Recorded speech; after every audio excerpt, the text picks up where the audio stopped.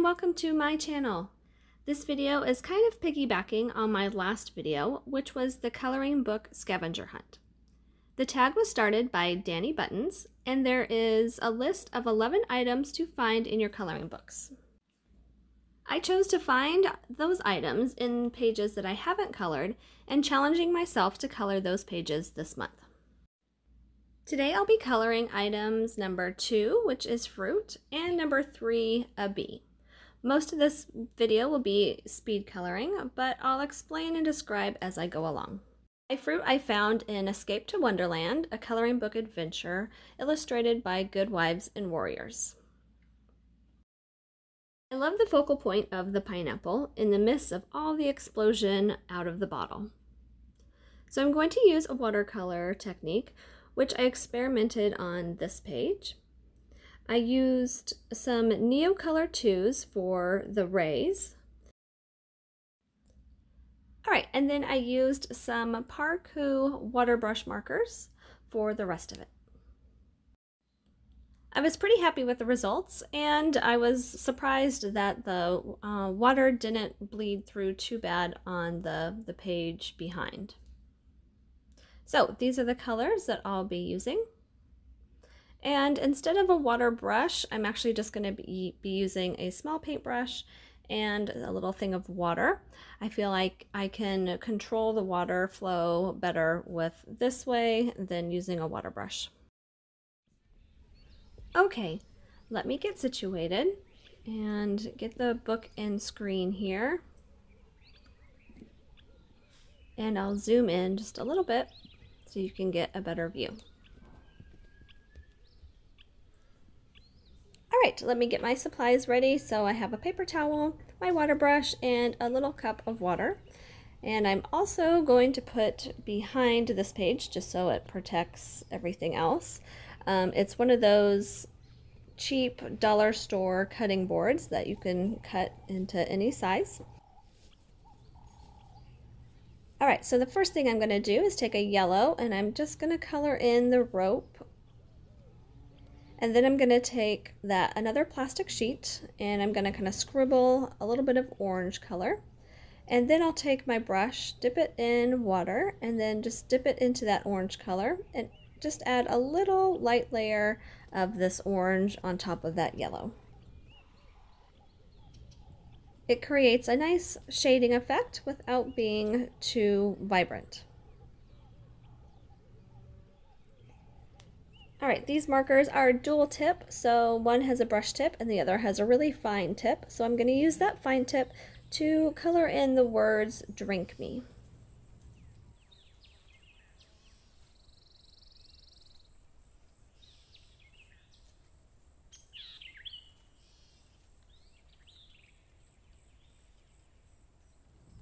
Okay, now I'm going to do that same technique. I'm going to color in a little bit of brown, and I'm just going to add a little bit of shading around the tag.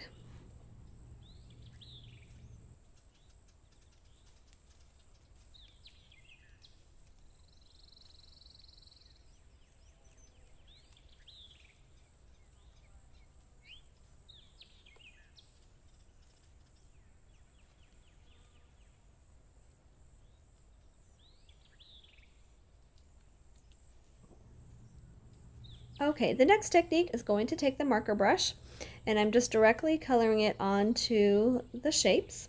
And then I'll take the brush, dip it in water, and then move that color around. So I'm directing the color into the shape, but when I use the water brush, I kind of make the color go outside of the shapes. That way it gives it more of a watercolor effect, and also kind of helps shade in the background areas. So my little explosion here, it's starting off yellow and greens, and then it's going to go into some teals and blues, and then towards the top it's going to have more pinks and purples.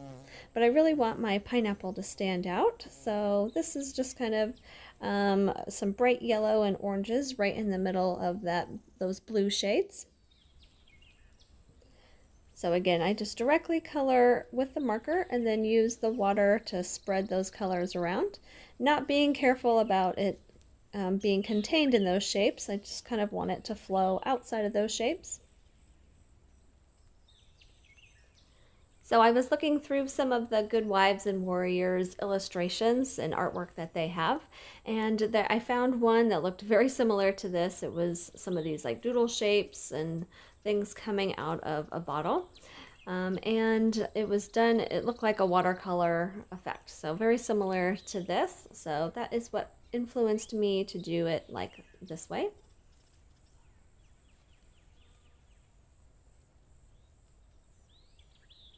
It's a quick way to get a page done.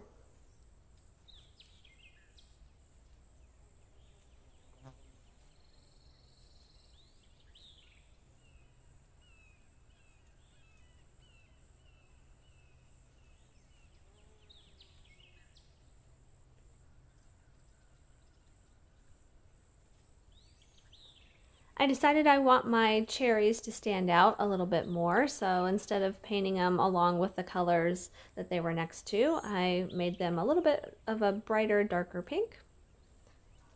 And just touching up a few areas, making some areas a little bit darker.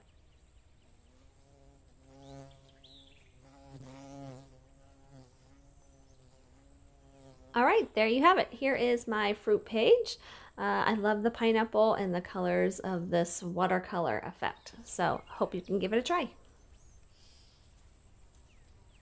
The next item I'm coloring are bees, and it came from Rita Berman's. I call it Zulande. I believe it translates into something like land under the microscope. So here's my picture. It's a beautiful floral and fruit motif with these 3 little bees hanging around. I'll be using Prismacolors, and again I'll speed it up and kind of talk through some of the process. So I'm going to start with my orange, and I'm just kind of fading like a medium shade to a light shade orange, and then into a really pale yellow will be more of that rind look. And then just kind of darkening around some of that orange to give it a little bit more depth of color.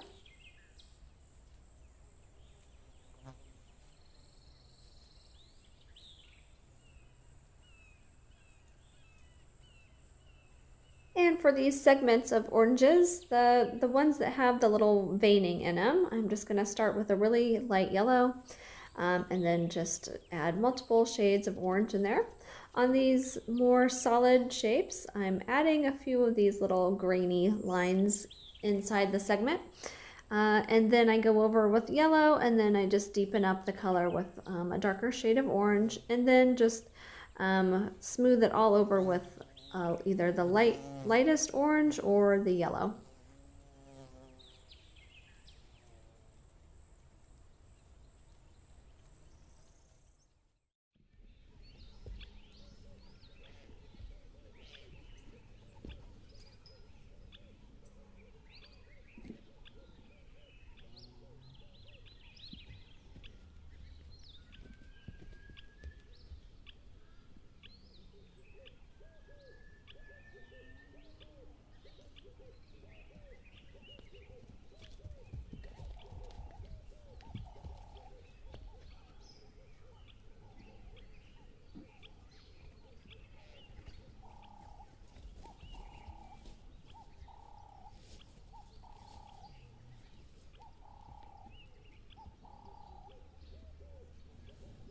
All right, sorry for the lighting. For some reason it got darker.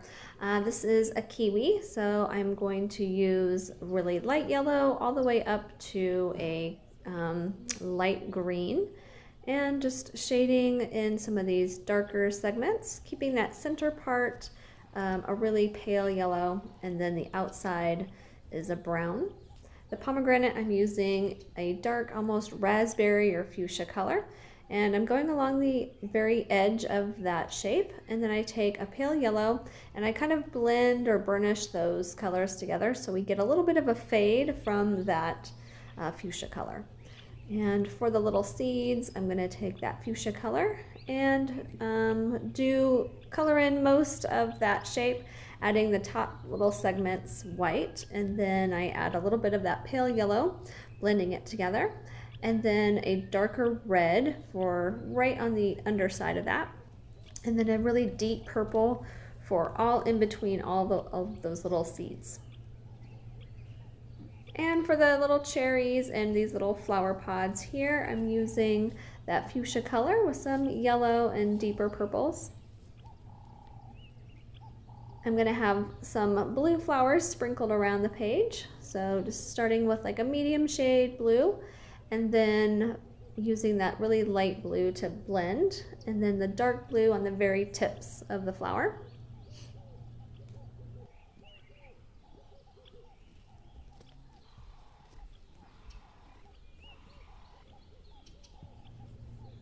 Okay, the rest of the flowers will just be a combination of that fuchsia color mixed with yellows, peaches, and purples.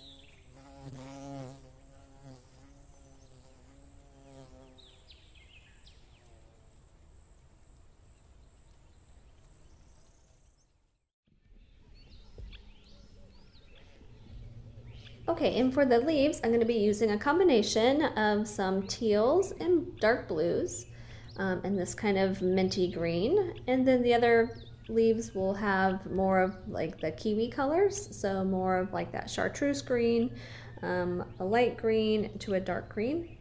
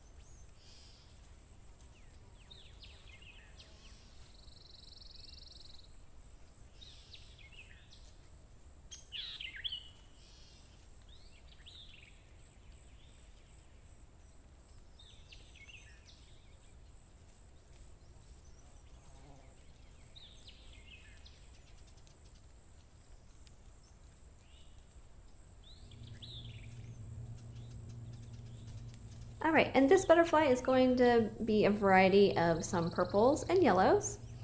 And when I blend with this pink color, it adds a little bit of a peach or orangey hue to it. And this butterfly is going to be more in pink shades into yellow.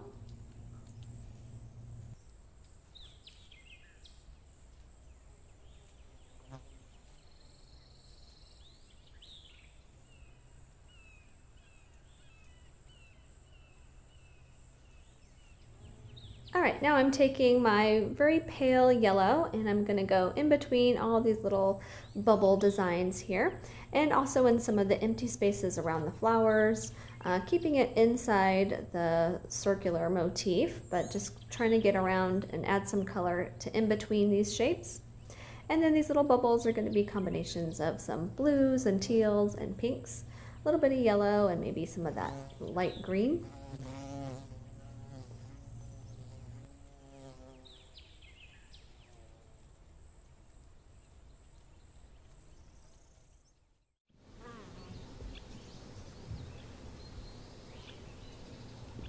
Okay, I saved my bees for the last part, so I'm just starting off with a light yellow, but still more of a brighter yellow than a pale yellow.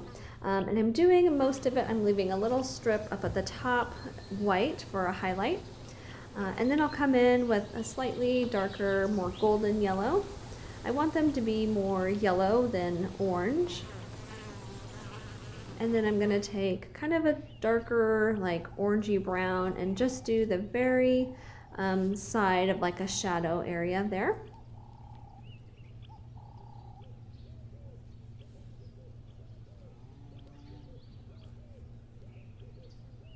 Blend it with a light yellow. And I'm gonna take a black fine liner and I'm just gonna thicken up these stripes and add some little hair marks, little hair textures around. So around the legs, and then as you can see, I'm just kind of thickening up the line, the black stripes.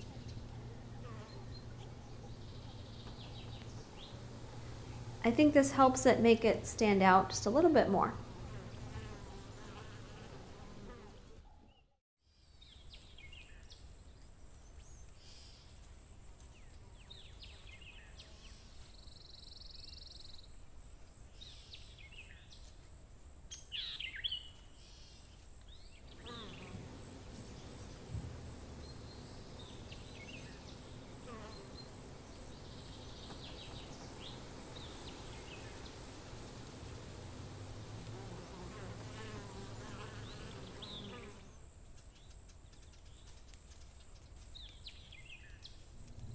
For the wings, they're going to be mostly this light pale blue, although I am going to add some slightly darker shades of blue, lavender, and yellow. I just want to give it a little hint of color. Final touches are just some white Posca and white gel pen, just to highlight a few little areas. My white gel pen was not working very well, so I end up switching to a Posca. And there I'm going to do a little bit bigger segments, little white stringy bits on our orange segment here, and just some little white dots on some leaves and around the butterfly, just to give it a little bit more of a fun, whimsical touch.